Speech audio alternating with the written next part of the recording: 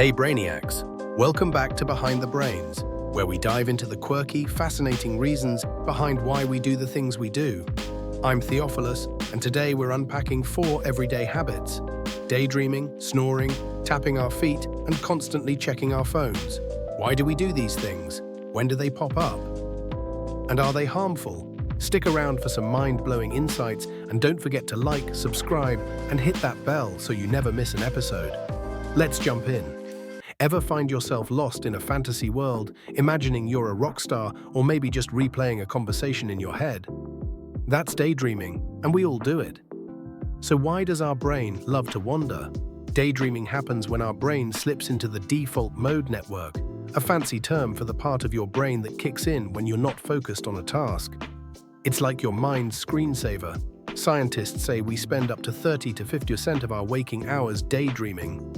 It often pops up when we're bored, doing something repetitive like washing dishes, or just chilling, like staring out a bus window.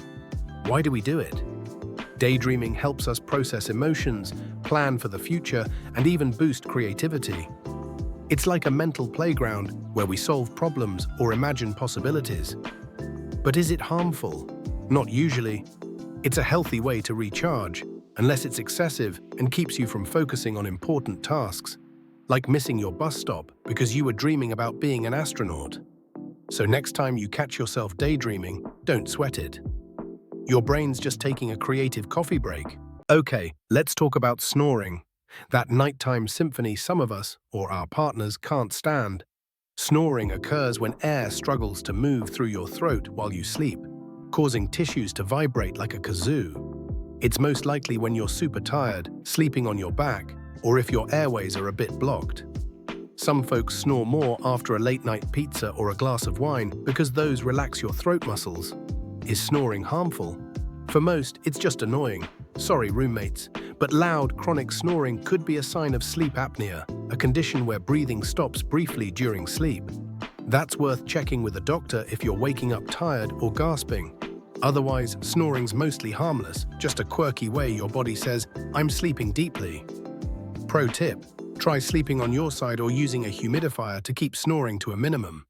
Your sleep buddy will thank you. Ever wonder why you tap your foot like you're jamming with an invisible band? Let's dive into why we do this. Foot tapping is your brain's way of handling extra energy. When you're restless or excited, your nervous system says, "Let's move." It's like a mini workout to release energy or help focus.